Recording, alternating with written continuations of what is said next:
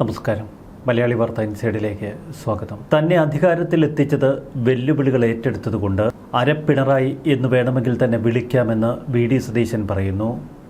VD. Satheesan അരപ്പിണറായി ആകുമ്പോൾ എന്താണ് സംഭവിക്കുക? ഗ്രൂപ്പ് ഉണ്ടാക്കാൻ പോയിരുന്നെങ്കിൽ തനിക്ക് ഗ്രൂപ്പ് ഉണ്ടാക്കാമായിരുന്നു. പക്ഷെ കോൺഗ്രസ് അധികാരത്തിൽ വരില്ലായിരുന്നു.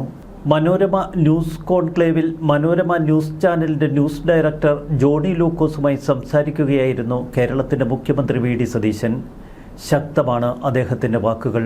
താൻ ഗ്രൂപ്പുണ്ടാക്കാൻ ശ്രമിച്ചിരുന്നെങ്കിൽ 75% സമയവും ഗ്രൂപ്പിനായി ചെലവഴിക്കേണ്ടി വന്നേനെ.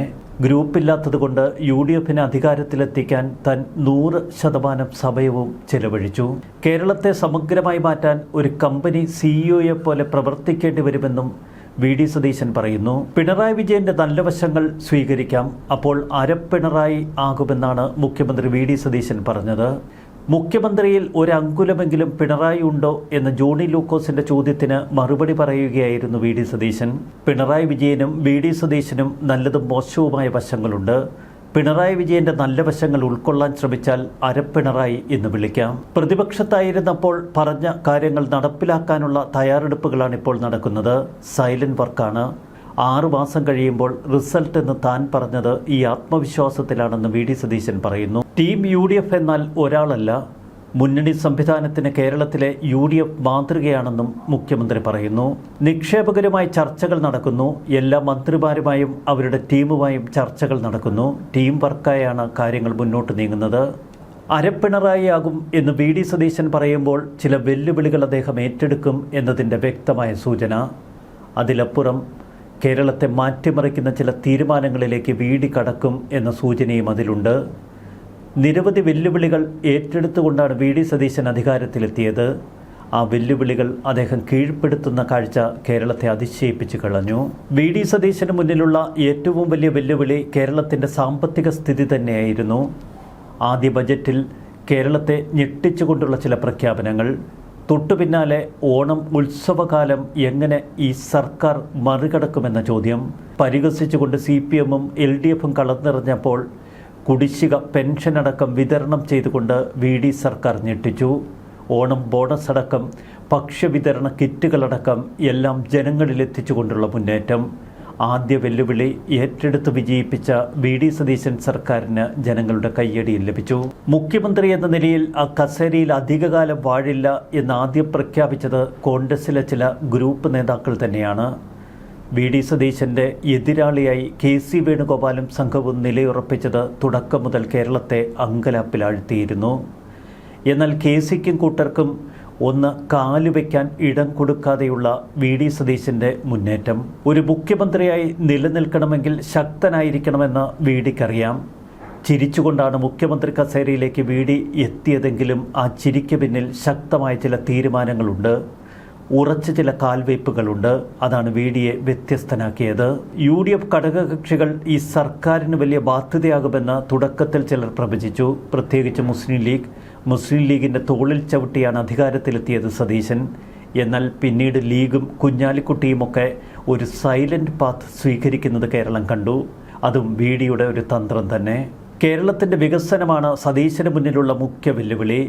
വിഴിഞ്ഞം പദ്ധതിയിലടക്കം സതീശൻ ശക്തമായ ചില നിലപാടുകളെടുത്തത് കേരളത്തിൻ്റെ പ്രതീക്ഷ കൂട്ടാൻ കാരണമായി. എവിടെയാണ് വി.ഡി. സതീശൻ വിജയിച്ചത് എന്നതിനൊരൊറ്റ ഉത്തരം മാത്രമേയുള്ളൂ. എവിടെയാണ് പിണറായി വിജയൻ പരാജയപ്പെട്ടത് എന്ന അന്വേഷണം. കഴിഞ്ഞ ഒരു പതിറ്റാണ്ടിനിടയിൽ ആഭ്യന്തരമന്ത്രി എന്ന നിലയിൽ പിണറായി വിജയൻ പരാജയമായിരുന്നുവെന്ന് കേരളം കരുതി. സാമ്പത്തിക മാനേജ്മെൻറ്റിലും പിണറായി വിജയൻ പരാജയപ്പെട്ടു. അതിലപ്പുറം അഹന്തയുടെയും അഹങ്കാരത്തിൻ്റെയും ആൾരൂപമായി പാർട്ടി പ്രവർത്തകർ അനർഹമായി പലതും തട്ടിയെടുത്തു. എന്നും സ്വന്തം കുടുംബത്തിനു വേണ്ടി നിലയുറപ്പിച്ച ഒരച്ഛൻ എന്ന നിലയിലാണ് പിണറായിയെ എല്ലാവരും കണ്ടത്. കടുത്ത തോൽവിക്ക് ശേഷം എൻഫോഴ്സ്മെൻറ്റ് ഡയറക്ടറേറ്റ് കേരളത്തിൽ അന്വേഷണവുമായി കളം നിറഞ്ഞപ്പോൾ മുഖ്യമന്ത്രിയായിരുന്ന പിണറായി വിജയൻ്റെ മകളുമായി ബന്ധപ്പെട്ട നിരവധി തെളിവുകൾ കേരളത്തിൻ്റെ പൊതു മനസ്സാക്ഷിക്ക് മുന്നിലെത്തി. ഇതും വി.ഡി. സതീശന് കരുത്തായി. പ്രതിപക്ഷ നേതാവെന്ന നിലയിൽ പിണറായി വിജയന് ഒന്ന് ഉരിയാടാൻ എഴുന്നേൽക്കാനുള്ള കരുത്ത് നഷ്ടപ്പെട്ടു. അതുതന്നെയാണ് വി.ഡിയുടെ ഏറ്റവും വലിയ കരുത്ത്. പിണറായി വിജയൻ കഴിഞ്ഞ ഒരു പതിറ്റാണ്ട് കേരളത്തോട് നിരന്തരം സംവദിച്ചത് കേന്ദ്രത്തെ പഴിചാരിയുള്ള ഒരു ശൈലിയിലായിരുന്നു. കേന്ദ്രം കേരളത്തെ ഞെരുക്കുന്നുവെന്നും സാമ്പത്തികമായി തകർക്കുന്നുവെന്നും പിണറായി വിജയൻ നിരന്തരം ആരോപണമുന്നയിച്ചു. എന്നാൽ വി ഡി സതീശൻ വളരെ കൗശലപൂർവ്വം തുടക്കം മുതൽ കേന്ദ്ര സർക്കാരുമായി ഒരു നയതന്ത്ര ബന്ധം കാത്തുസൂക്ഷിച്ചു. കേന്ദ്രത്തെ അനാവശ്യമായി കുറ്റപ്പെടുത്താൻ ഒരിക്കൽ പോലും വി ഡി ശ്രമിച്ചില്ല. വി ഡിയുടെ മുന്നിലുള്ള മുഖ്യ വെല്ലുവിളി മുല്ലപ്പെരിയാർ ഡാമുമായി ബന്ധപ്പെട്ട വിവാദങ്ങൾ തന്നെ. തമിഴ്നാട്ടിലെത്തിയ വി ഡി സതീശൻ മുല്ലപ്പെരിയാർ ഡാം എന്ന വിഷയത്തിൽ ഉറച്ചു നിന്നു. ഡാം എവിടെ വേണമെങ്കിലും നിങ്ങൾ പണിതോ, അതിനുള്ള പണം ഞങ്ങൾ നൽകാം എന്ന വി ഡി സതീശൻ്റെ വാക്കുകൾ വിജയ് ഏറ്റെടുക്കുന്ന കാഴ്ചയും നമ്മൾ കണ്ടു. അധികാരത്തിലെത്തി മന്ത്രിസഭ 100 ദിവസത്തിലേക്ക് അടുക്കുന്നു. അവിടെയാണ് ചാട്ടുളി പോലത്തെ ചില ചോദ്യങ്ങളുമായി ജോണി ലൂക്കോസ് വി ഡി സതീശന് മുന്നിൽ നിറഞ്ഞത്. പക്ഷേ ഓരോ ചോദ്യങ്ങൾക്കും വ്യക്തതയോടെ വി ഡി മറുപടി പറയുന്നു. ജനങ്ങൾക്ക് നൽകിയ വാഗ്ദാനങ്ങൾ പാലിക്കാനുള്ള ശ്രമങ്ങളാണിപ്പോൾ നടക്കുന്നത്. 6 മാസത്തിനകം അത് അറിയാൻ കഴിയും. വിവാദമൊഴിഞ്ഞ നാളുകളുണ്ടാവില്ല. അതിൻ്റെ പുറകെ പോകാൻ തനിക്ക് സമയവുമില്ല. തീരുമാനമെടുത്താൽ അത് എതിർപ്പുകൾ ഉണ്ടാക്കും. എന്ത് എതിർപ്പുകൾ ഉയർന്നാലും തീരുമാനിച്ചവ നടപ്പിലാക്കുമെന്ന സതീശൻ്റെ വാക്കുകൾ അതുതന്നെയാണ് കേരളം കാതോർത്ത് കേൾക്കുന്നത്. ഇതുകൊണ്ടാണ് സതീശൻ പറയുന്നത് താൻ അരപ്പിണറായിയായി മാറുമെന്ന്. കേരളത്തിൽ ചില സമഗ്ര പരിഷ്കാരങ്ങൾ വരുത്താൻ സതീശൻ ഉദ്ദേശിക്കുന്നു. അത് നടപ്പിലാക്കണമെങ്കിൽ ഒരിത്തിരി ഏകാധിപത്യ ശൈലി വേണം എന്ന് സതീശൻ അറിയാം. ഭൂപരിഷ്കരണ നിയമം ഭേദഗതി ചെയ്യാനുള്ള സമയമായി എന്ന് അഭിമുഖത്തിൽ മുഖ്യമന്ത്രി വി ഡി സതീശൻ ജോണി ലൂക്കോസിനോട് പറഞ്ഞു. പിണറായി വിജയൻ പ്രതിപക്ഷ നേതാവാകും എന്ന് താൻ കരുതിയില്ല എന്നാണ് വി ഡിയുടെ വാക്കുകൾ. വിഴിഞ്ഞത്തെ കണ്ടെയ്നർ സ്റ്റേഷന്റെ കാര്യത്തിൽ ഈ സർക്കാർ തീരുമാനമെടുത്തത് 24 മണിക്കൂർ സമയത്തിനുള്ളിൽ. ജനങ്ങളുടെ നികുതിപ്പണം നാടിൻ്റെ നന്മയ്ക്കും അവരുടെ ക്ഷേമത്തിനും ഉപയോഗിക്കുമെന്ന് മുഖ്യമന്ത്രി തറപ്പിച്ചു പറയുന്നു. നിലപാട് മാറ്റുന്നു എന്ന CPM ആരോപണം പൂർണ്ണമായി തള്ളിക്കളഞ്ഞുകൊണ്ടാണ് വി ഡി പ്രതികരിച്ചത്. പൊതുസമൂഹത്തിന് ആ ധാരണയില്ല. PM ശ്രീയിൽ ഒപ്പിട്ടത് LDF സർക്കാരാണ്. വി ഡി സതീശൻ്റെ ബോഡി ലാംഗ്വേജിനെ ചൊല്ലി ഒട്ടനവധി വിവാദങ്ങൾ ഉയർന്നിരുന്നു. തൻ്റെ ബോഡി ലാംഗ്വേജ് എന്താണ് എന്ന് വി ഡി സതീശൻ അഭിമുഖത്തിൽ വ്യക്തമാക്കി. പെട്ടെന്ന് ദേഷ്യം വരും, സങ്കടം വന്നാൽ കരയും, ഞാനൊരു സാധാരണക്കാരനാണ്. വി ഡി സതീശൻ പറഞ്ഞത് CM ചിലപ്പോൾ CEO ആകും, മുഖ്യമന്ത്രിക്ക് ചിലപ്പോൾ CEO പോലെ പ്രവർത്തിക്കേണ്ടി വരും. അഭിപ്രായം ഇരുമ്പുലക്കാണ് എന്ന ധാരണ തനിക്കില്ല. ജനങ്ങളെ അനാവശ്യമായി പ്രീണിപ്പിക്കേണ്ട കാര്യം ഈ സർക്കാരിനില്ല. ജനങ്ങൾക്കതറിയാം എന്ന് സതീശൻ പറയുന്നു. എല്ലാ കാലത്തും വി ഡി സതീശൻ്റെ ഒരു പ്രവർത്തന ശൈലി ജനങ്ങളുടെ വിശ്വാസം ഏറ്റെടുത്തുകൊണ്ടാണ്.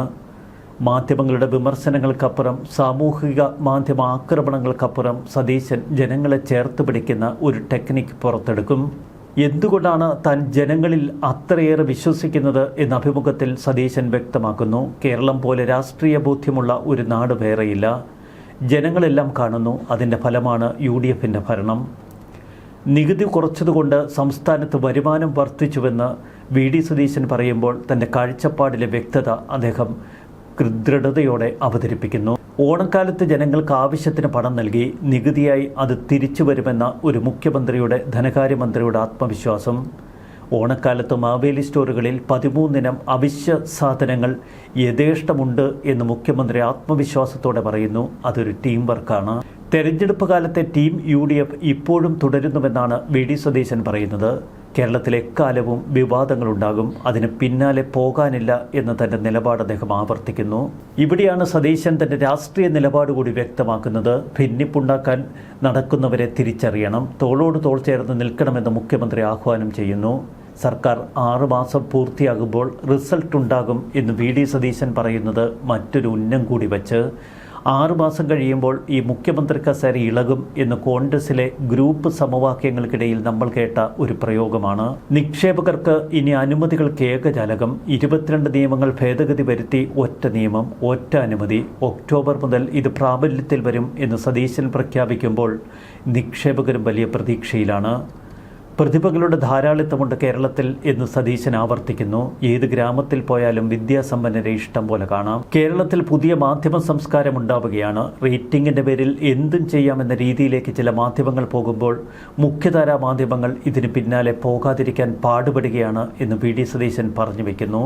ഭരണരംഗത്ത് ടീം UDFൻ്റെ സാന്നിധ്യം കാണുന്നില്ല, അവിടെ മുഖ്യമന്ത്രിയെ മാത്രം കാണുന്നു എന്ന് ജോണി ലൂക്കോസിൻ്റെ ചോദ്യത്തിനും കൃത്യതയോടെ അദ്ദേഹം മറുപടി നൽകി. തെറ്റായ നിരീക്ഷണമാണിത്. മന്ത്രിമാരും സെക്രട്ടറിമാരുമായും ടീം ചർച്ച ചെയ്താണ് 100 ദിന പരിപാടി ആലോചിച്ചത്. എല്ലാ ദിവസവും ചർച്ച നടന്നു. ഓണത്തിന് സപ്ലൈകോ വിതരണം തന്നെയാണ് ടീം വർക്കിൻ്റെ ഏറ്റവും വലിയ ഉദാഹരണമായി സതീശൻ അവതരിപ്പിച്ചതും. താൻ പ്രതിപക്ഷ നേതൃസ്ഥാനം ഏറ്റെടുക്കുമ്പോൾ പരിതാപകരമായ അവസ്ഥയായിരുന്നു കോൺഗ്രസിനെന്ന് സതീശൻ ഓർമ്മപ്പെടുത്തി. കോൺഗ്രസിന് 21 അംഗങ്ങൾ മാത്രമായിരുന്നു സഭയിൽ. ഇനി അധികാരത്തിൽ വരില്ലെന്ന ധാരണ പാർട്ടിയിൽ ശക്തമായി. അപ്പോഴാണ് വെല്ലുവിളി ഏറ്റെടുത്തത്. ഗ്രൂപ്പ് ഉണ്ടാക്കാൻ പോയിരുന്നെങ്കിൽ എനിക്ക് ഗ്രൂപ്പുമായി ജീവിക്കേണ്ടി വന്നേനെ.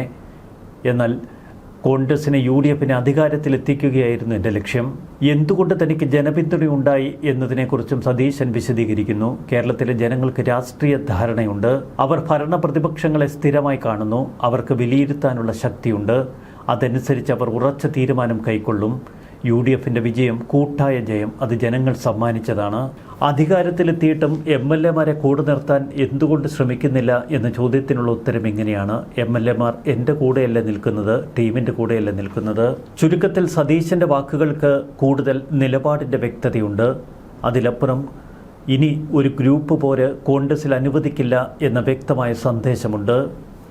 സതീശൻ്റെ കസേര തട്ടിത്തെറിപ്പിച്ച് ആ കസേരയിൽ കയറിയിരിക്കാൻ ആഗ്രഹിക്കുന്ന ചില ഗ്രൂപ്പ് നേതാക്കളുണ്ട്. അവർക്കും സതീശൻ മുന്നറിയിപ്പ് നൽകുന്നു. ടീം വർക്കിൻ്റെ നായകനാണ് താൻ. ആ ടീം വർക്കിൽ താൻ പരാജയപ്പെടില്ല. ഓവർ ടൈം വർക്ക് ചെയ്യുന്നു എന്ന് സതീശൻ പറഞ്ഞു വയ്ക്കുന്നു. ഇതുതന്നെയാണ് സതീശൻ്റെ നിലപാട്. അരപ്പിണറായിയാകാൻ സതീശൻ ഉറപ്പിച്ചതും ഇതുകൊണ്ടൊക്കെ തന്നെ. ന്യൂസ് ഡെസ്ക് മലയാളി വാർത്ത.